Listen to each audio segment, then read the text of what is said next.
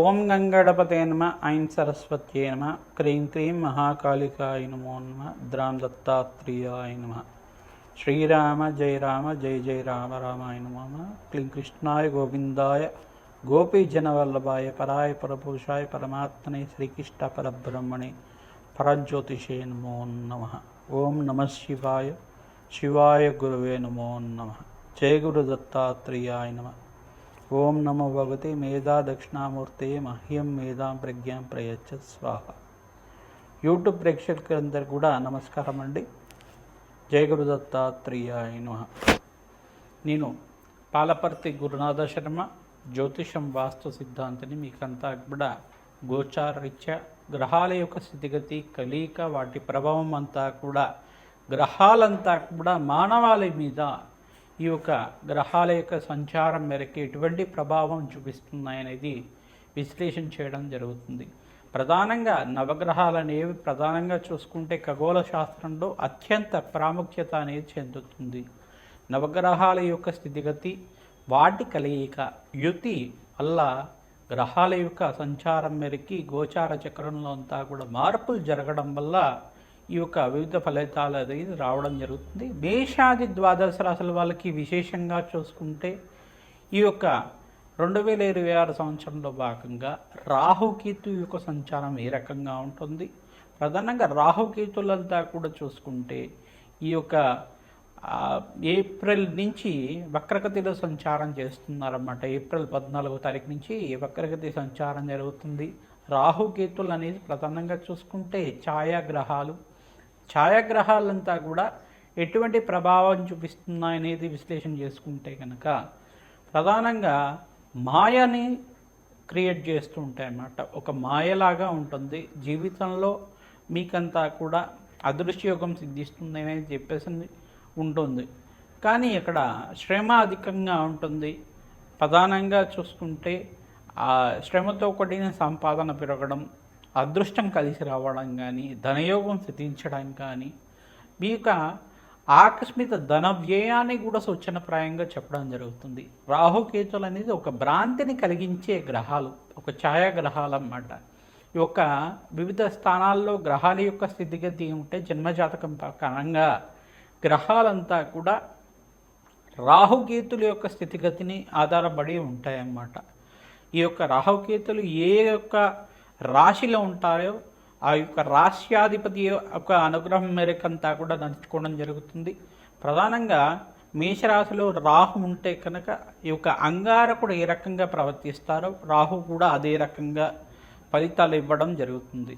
ప్రధానంగా రాహుకేతువులు అనేది ఆకస్మిక ధనలాభాన్ని, విదేశీయానాన్ని, మరియు ఇక్కడ చూసుకుంటే సముద్ర ప్రాంతంలో అంతా కూడా ఈ యొక్క స్థిర నివాసం ఉండే విధంగా ఇచ్చే గ్రహాలుగా, అంటే తీర ప్రాంతాల్లో ప్రధానంగా సముద్ర తీర ప్రాంతాల్లో అంతా కూడా నివాసం ఇచ్చే విధంగా, ఎడారి ప్రాంతాల్లో అంటే చూసుకుంటే మనకి దూర ప్రాంతంలో అంతా కూడా మిడిల్ ఈస్ట్ కంట్రీస్లో కానీ, ఈజిప్ట్ కంట్రీస్లో కానీ, ఇటువంటి ఎడారి ప్రాంతాల్లో అంతా కూడా స్థిర నివాసం ఏర్పరచుకొని ఇటువంటి మిడిల్ ఈస్ట్ కంట్రీస్లో కానీ ఈ యొక్క ఆధారపడి జీవన విధానం చేసుకునే వాళ్ళకంతా కూడా రాహుకేతులు కారణమవుతారు. ప్రధానంగా చూసుకుంటే విదేశాల్లో స్థిరత్వం కావాలన్నా రాహుకేతుల అనుగ్రహం కావాలి. దాంతో పాటుగా దశమాధిపతి, ద్వితీయాధిపతి, పంచమాధిపతి, నవమాధిపతి, ఏకాదశ స్థానంలో శుభగ్రహాలు ఉండాలి.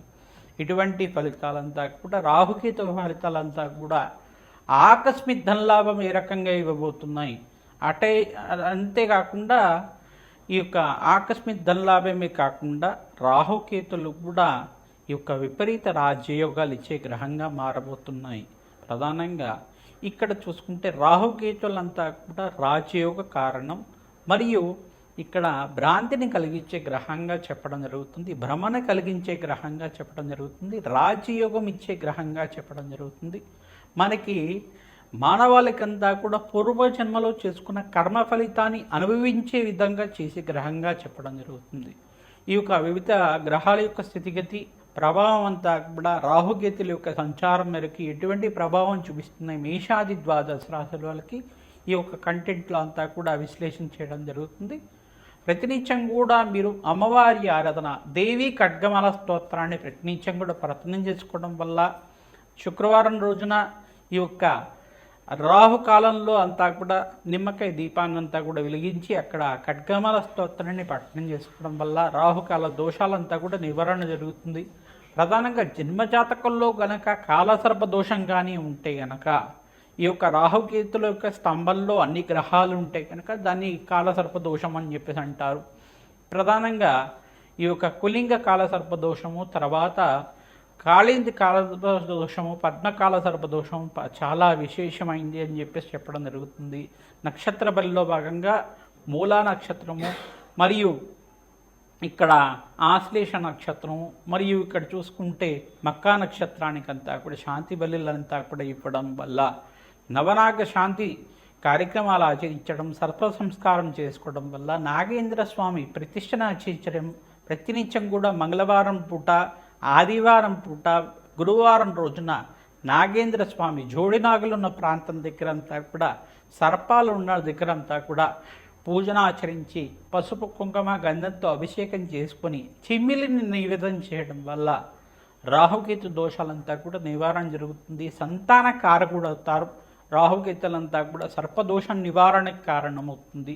ప్రధానంగా అమ్మవారి ఆరాధన, దుర్గాదేవి ఆరాధన, జగన్మాత ప్రీతికరంగా ఇక్కడ చూసుకుంటే దేవి ఖడ్గమాల స్తోత్రాన్ని పట్నించం కూడా పట్నం చేసుకోవడం వల్ల సకల గ్రహదోష నివారణ జరుగుతుంది. విశేషంగా రాహుకేతు దోషాలంతా కూడా నివారణ జరుగుతుంది. మీ జాతకంలో కనుక రాహుకేతు మధ్యలో అంతా కూడా నవగ్రహాల స్థితిగతి స్తంభంలో ఉంటే కనుక దాన్ని కాలసర్పదోషం అంటారు.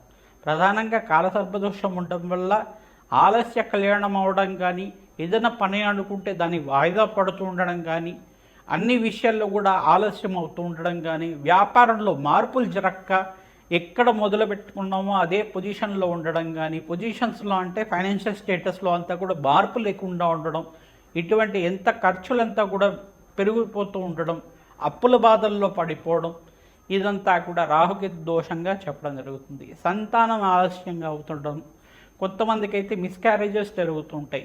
రాహుకేతు దోషం వల్ల అంతా కూడా పీసీఓడి ప్రాబ్లమ్స్ కానీ, హెల్త్ ఇష్యూస్ ఉండడం కానీ, ప్రధానంగా చూసుకుంటే ఈ యొక్క రాహుకేతు దోషం వల్ల అంతా కూడా ప్రతినిత్యం కూడా రాహుకేతు దోష నివారణార్థం సర్పప్రతిష్ఠ చేసుకోవడం వల్ల మంచి ఫలితాలు పొందుతారు. కాలసర్ప దోష నివారణార్థం అందరికి కూడా నక్షత్ర బలి కార్యక్రమాన్ని ఆచరించడం వల్ల విపరీత రాజ్యోగం సిద్ధిస్తుంది, సత్సంతాన యోగం కలుగుతుంది, ఆనందమైన జీవితం జీవించడానికి ఆస్కారం ఉంటుంది. ఈ యొక్క రాహుకేతు దోష నివారణార్థం ఎటువంటి యజ్ఞాధిగతులు ఆచరించాలి, ఎటువంటి పరిష్కారం చేసుకుంటే కనుక ఆకస్మిక లాభం, ఆనందమైన జీవితం కలుగుతుంది అంతా కూడా 2026 ఫలితాల్లో భాగంగా మీకు అంతా కూడా విశ్లేషణ చేయడం జరుగుతుంది. శ్రీమాత్రే నమః. మేషరాశి జాతకులకంతా కూడా 2026 ఫలితాల్లో భాగంగా ఆంగ్ల సంవత్సర ఫలితాలంతా కూడా విశ్లేషణ చేస్తున్నాం. ప్రధానంగా రాహుకేతుల యొక్క మార్పు అంతా కూడా ఈ రకంగా జరుగుతుంది. రాహుకేతుల సంచారం అంతా గోచార రీత్యా చూసుకుంటే ప్రధానంగా ఈ యొక్క మేషరాశి జాతకులకి ఏల్నాటి శని ప్రభావం అనేది ఉన్నది. మరియు రాహు అంతా కూడా కుంభరాశిలో సంచారం చేయడం, ఏప్రిల్ 14 తారీఖు తర్వాత వక్రగతిలో సంచారం చేయడం, మళ్ళీ ఇక్కడ చూసుకుంటే కేతు అంతా కూడా సింహరాశిలో సంచారం చేసి వక్రగతిని అంతా కూడా పొందడం జరుగుతుంది. ఈ యొక్క గ్రహస్థితి అంతా కూడా చూసుకుంటే రాహుకేతుల యొక్క సంచారం మేరకి మేషరాశి జాతకులకి ఆకస్మిక ధనలాభం రావడానికి ఆస్కారం ఉంటుంది. ఈ యొక్క ఏలినాటి శని ప్రభావంలో మీకంతా కూడా శ్రమాధికంగా ఉంటుంది, బడలేక ఉంటుంది, దూర ప్రయాణాల్లో లాభపడుతూ ఉంటారు. దూర ప్రయాణాలు చేసినప్పుడు మంచి కాంట్రాక్ట్స్ లభించడం కానీ, దూర ప్రయాణాల్లో మీకంతా కూడా మంచి కార్యసిద్ధి కలగడానికి కానీ ఆస్కారం ఉంటుంది. స్థానచలనం కూడా ఆస్కారం ఉంటుంది. రాహుకేతు ప్రభావం వల్ల ధనాధికంగా మీకంతా కూడా ఖర్చులు పెరుగుతూ ఉంటాయి, ధనాదాయం కూడా విపరీతంగా పెరుగుతూ ఉంటుంది. మీకంతా కూడా సంఘంలో గౌరవం పెరగడానికి ఆస్కారం ఉంటుంది.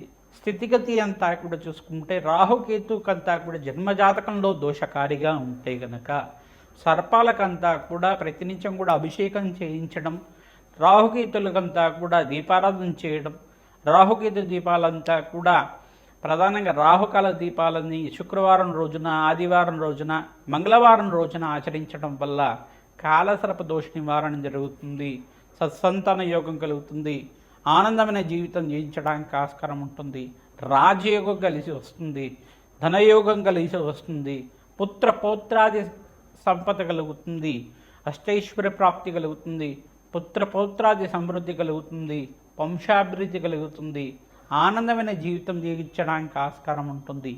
ప్రధానంగా వివిధ వ్యాపార రంగంలో వాళ్ళకి, ఐటీ రంగంలో వాళ్ళకి, విశేషంగా ఏ రంగంలో వాళ్ళకి ఆకస్మిక ధనలాభం రావడానికి ఆస్కారం ఉంటుంది. ప్రతి ఆక్వా బిజినెస్ చేసే వాళ్ళకి కానీ, ఫైనాన్షియల్ బిజినెస్ చేసే వాళ్ళకి కానీ మంచి అవకాశాలంతా కూడా ప్రధానంగా చూసుకుంటే జనవరి నుంచి జూన్ దాకా రాజయోగం ఉంటుంది. మరియు వక్రగతిలో సంచారం మేరకు మీకంతా కూడా ఆగస్టు నుంచి నవంబర్ దాకా స్వల్పంగా మిశ్రమైన ఫలితాలు ఇస్తూనే మీకు ధనాదాయాన్ని సమయానికి ఇస్తూ ఉంటారన్నమాట. విపరీత రాజయోగానికి కారణమవుతుంది. ఆగస్టు నుంచి నవంబర్ లోపల విపరీత రాజయోగం అంతా కూడా సిద్ధించడానికి, రాహుకేతుల యొక్క మార్పు వలన ధనయోగాలు సిద్ధించడానికి, విశేషంగా బృహస్పతి మార్పు అంతా కూడా కర్కాటక రాశిలో జూన్ 14వ తారీఖు రోజున మార్పు చెందుతూ ఉంటారు. ప్రధానంగా మీరు రాహుకి మరియు గణపతి ఆరాధన చేయడం వల్ల కేతుగ్రహ దోష నివారణ కలుగుతుంది. మహాగణపతికి అంతా కూడా ఉండ్రాళ్ళు నివేదన చేస్తూ ఉండాలి. గణపతి హోమాన్ని ఆచరించాలి.